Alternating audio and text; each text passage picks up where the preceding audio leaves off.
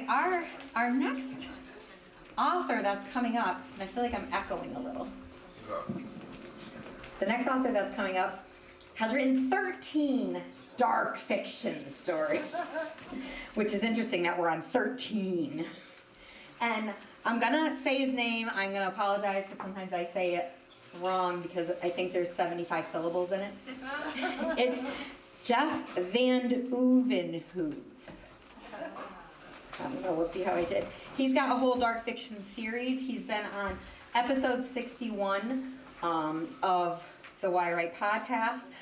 He is part of the Westfield Whip City Wordsmiths. And, you know, being part of a writing community is really helpful for all writers, so I don't know if he's going to talk about that, but we're definitely going to find out how he has stayed in this writing game for 13 novels and not got burned out. Jeff, come on up. How'd I do? Vanoudenhove. You will get it right when I try and say it. I like that he put I try. Yeah, thank you. So as Angela mentioned, my name is Jeff Vanoudenhove. I really should have come up with a pen name when I started writing, but unfortunately I used my real name and now nobody can say it. So yeah, 13 novels. When I first started writing, I started writing as a young boy. I started writing poetry. Don't ask me how it morphed into dark fiction. I'm that guy in this group. Everybody's writing inspirational stories, and then I come along and write things that will make you cringe. But my real writing journey started in 2018. When I decided that I'm going to finally take what I've been writing and finish a novel. And I started writing my first... Just going to turn this up so we can hear you a little more. Is it really low? Sorry. Yeah, a little low. So when I started writing my first novel, Dark Place, I had this idea in my head and I dedicated myself to writing it, and I would go home after work each day and start writing, try to write for an hour or two. And the idea was that I wanted to write this book and give it to my mother as a surprise for her birthday or for Christmas. And she didn't know I was writing. She had no idea I was trying to get a novel completed. And I got about 3/4 of the way through the book and my mother passed away. So she never got to share in that journey that I've been on. But I lost all motivation in my writing process at that time. And about a year passed, and a coworker stood up and looked over his cubicle at me, and he said, "Whatever happened to that book you were writing?" And something inside of me just kind of sparked and lit a fire under me. And that day forward, I went home every single day after work, and I sat down for at least an hour, and I wrote, and I wrote, and I wrote. And I said, my mom would have liked me to finish this book if she knew I was writing it. And so I just wrote, and I finished the book. And then COVID hit, and I had nothing to do. So I just continued writing, and continued writing, and continued writing. And I still do the same today. I go home after work, and I try to sit down for an hour, 2 hours, 15 minutes, which falls into a quote that I also teach martial arts at night, and a student of mine said to me a long time ago, he said, if you want to finish your first book, and this is when I was writing my first book, he said, just write every day. Even if you just sit down and write for 10 minutes, eventually that will turn into a paragraph, that paragraph will turn into a chapter, and that chapter will turn into a book. And that stuck with me. And so I try to do that every day. I try to write. If I can only write for 10 minutes, I write for 10 minutes. If I can write for 3 hours, and I get that opportunity. So 13 books later, I still have lots of stories in my head. Try to get them out as quickly as I can because I don't want to lose them. I feel like they're good stories. And what I'd like to do for you today is to read one story from years ago. I wrote a book of short stories, all different genres within the story. But I like my stories to have twist endings where the readers don't see it coming. And so I'm going to read one of the stories, if you don't mind. Hopefully it's acceptable. I tried to pick one that was a little mild compared to some of the other dark stories I have. This one's called Crawl Space.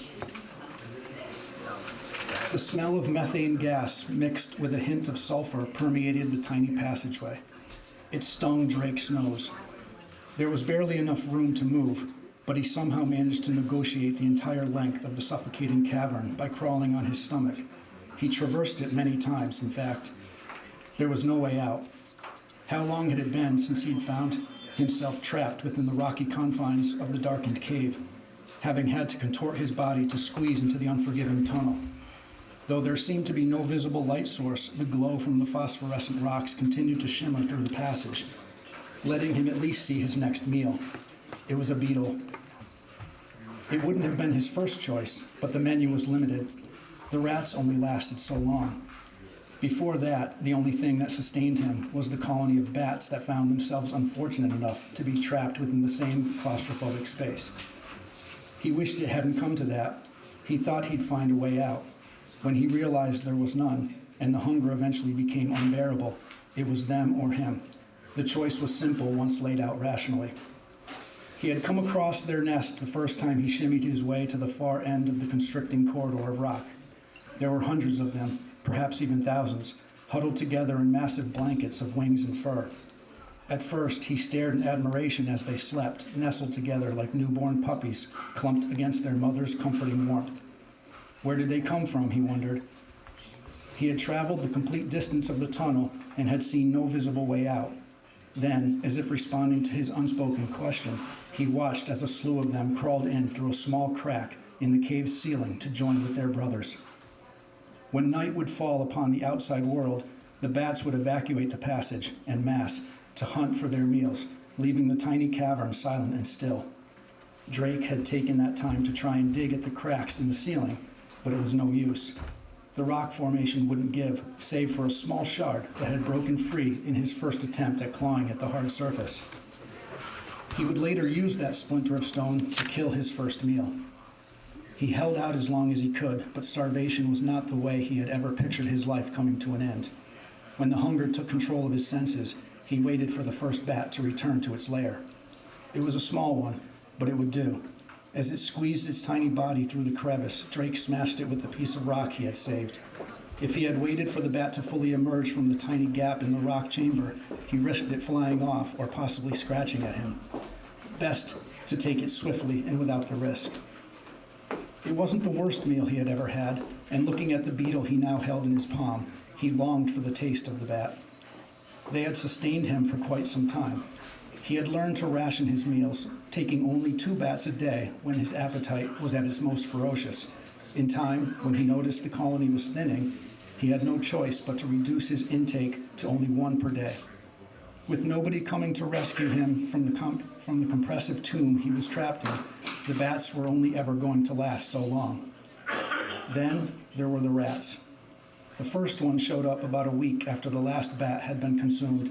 It was like they knew the bats were gone and they were coming to take shelter in the vacated nest.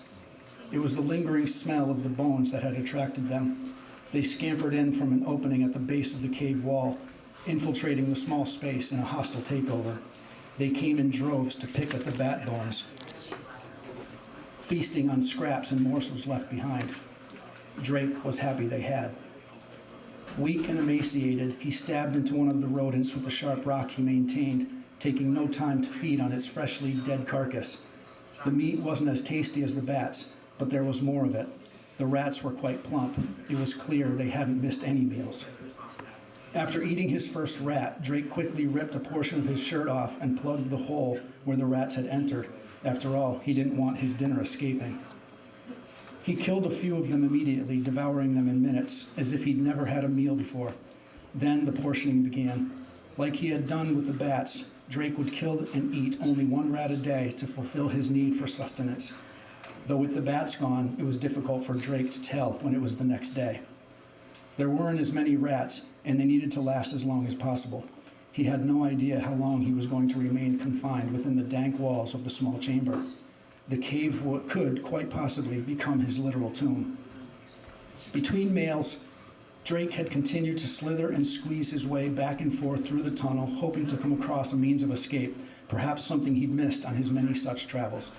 Each journey led to the same dead end, another hopeless effort. How much longer would he have to wait before someone liberated him, he wondered. At least he had his meals to look forward to until his hopeful rescue. With his food supply diminishing, Drake soon opted to eat only once every other day. It had only made sense. The rats were fat enough, at least twice the meat as the bats had to offer, but eventually they too were gone. He removed the piece of fabric he had used to block the rat entrance in hopes that the enticing aroma of the fresh pile of bones would attract some more four-legged food into his prison. It wasn't a bad idea, and there were a few furry stragglers that had wandered in search of nourishment, but nothing that lasted for what Drake needed to survive. Another week had passed, and desperation gripped him tightly in its grasp. His stomach ached, wrenching and twisting, tying his insides in knots. He needed something, anything, to get him through another day. He needed food. It's what prompted him to even consider feasting on the insect that, at that very moment, was scrambling around in his lightly clenched fist. Opening his hand and plucking the brown-colored beetle between his index finger and thumb, Drake stared at it as it wriggled in his fingers, its legs running a marathon in place. He shook his head in disgust and opened his mouth, letting his tongue extend to accept the struggling bug. But before he plopped the diminutive pest into his waiting maw, a clanking sound acquired his attention, causing him to drop the insect. He stayed motionless, watching his not-so-delectable treat scurry away into a crack in the floor while he held his breath, listening for the returning sound. Clank. There it was again, he thought. It was coming from behind him. Clank, clank. And again, another couple of sharp bangs. It sounded like metal cracking against the surface of the rock. Drake excitedly wobbled his body backward through the tunnel, slowly siding himself to where the entrance had been sealed off. Clank, clank, clank, clank. More banging. The sound was louder now. He was getting close. He couldn't believe it. Someone had found him. Clank, clank, clank. Hello, a voice rang out. Is somebody in there? Yes, Drake called out, stomping his foot against the rock wall behind him. Yes, I'm in here. I've been trapped with no way out. Help me. Okay, yelled the voice. I'm going to get you out of there. Just hang tight, okay? I've got nothing better to do, Drake replied with a slight giggle in his voice, unbelieving that he was finally being released. Clank, clank. The sound reverberated through the tunnel as the rescuer's pickaxe slammed into the solid wall of rock, sending pieces of debris crashing to the cavern floor. Drake felt himself beginning to quiver in anticipation of the sealed entrance crumbling under the constant battery from the hardened steel of the pickaxe. Clank, clank, clank, clank. Again and again, a barrage of blows against the cavern's exterior wall continued until, at last, a hole was punctured in the rocky face, sending a rush of air and dust into the small tunnel.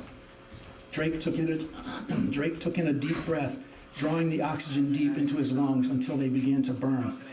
He didn't care. It still felt better than breathing the stale, methane-filled air he had been forced to suffer through for far too long.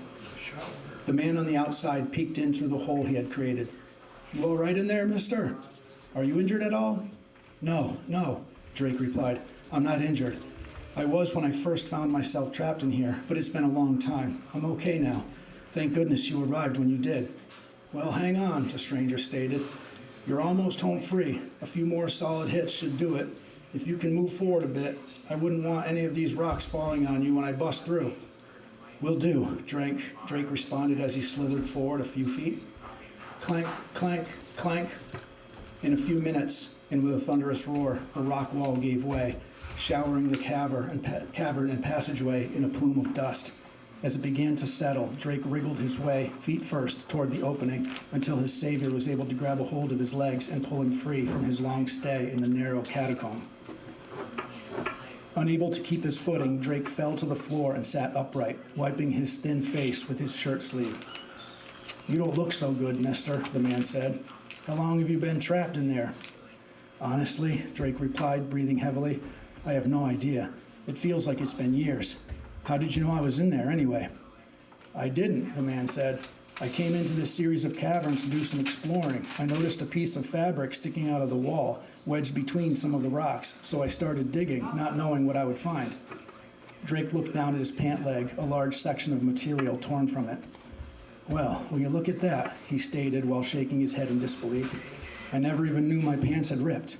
I guess I'm lucky they did." "I guess so," the man replied, extending his hand to help Drake to his feet.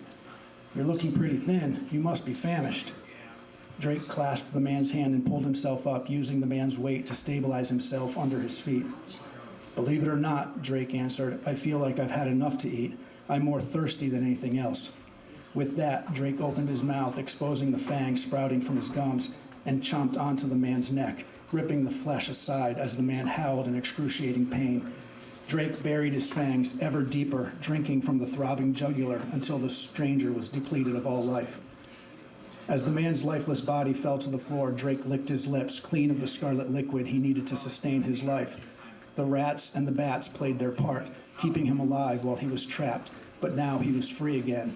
The human imbeciles had buried him, thinking to end his ceaseless thirst for blood. They were fools. They should have plunged a stake through his heart and ended him forever. Never more would he need to drink from the likes of the vermin he was confined with. Those creatures were not worthy enough to have one such as he feed upon them. He now had bigger meals on which to prey. The son of Dracula was no longer contained, and the human race would pay dearly for their blood.